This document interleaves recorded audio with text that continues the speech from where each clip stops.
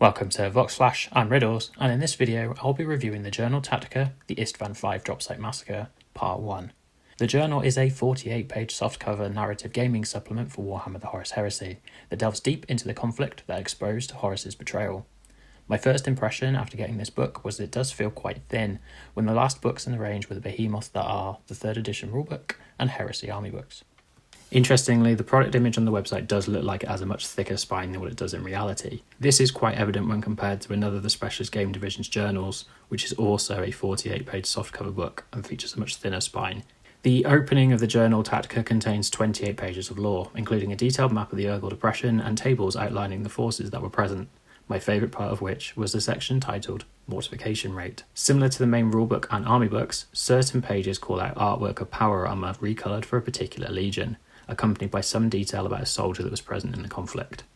In other books, these are used to separate sections, adding a bit of colour, but I also presume they help with spacing when there's an odd number of pages. In this opening lore section, however, there are 5 such pages, each covering one of the armour types available as a plastic kit.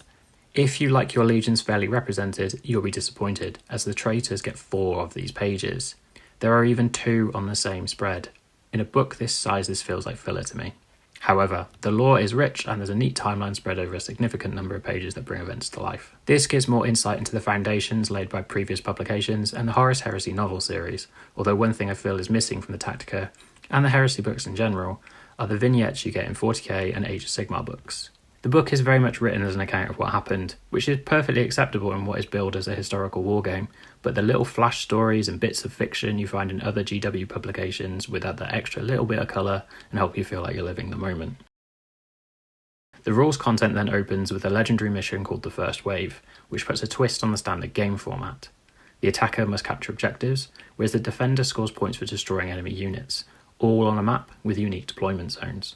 There is then a beautiful double-page spread displaying the might of the Loyalist Salamanders, Raven Guard and Iron Hands that leads into a model showcase, including representations of some of the 3 new units included later in the book. 2 of these new data profiles, the Auga Command and Control Squad and Hyperius Missile Tank, repurpose models from elsewhere in the range, such as the crew from the Rapier Battery and kit bashing the Hyperius Missile Battery with the Scorpius Missile Tank. I think these data profiles are kind of neat for the additional options they give you. Having additional use for the crew models is a nice touch, although whether we really needed the Hyperios when the Scorpius is already available, I'm not quite sure.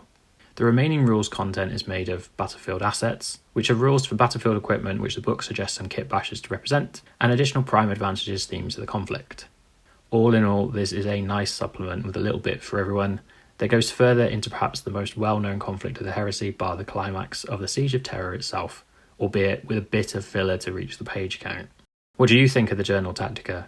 Let us know in the comments and follow us for more Horus Heresy reviews coming soon.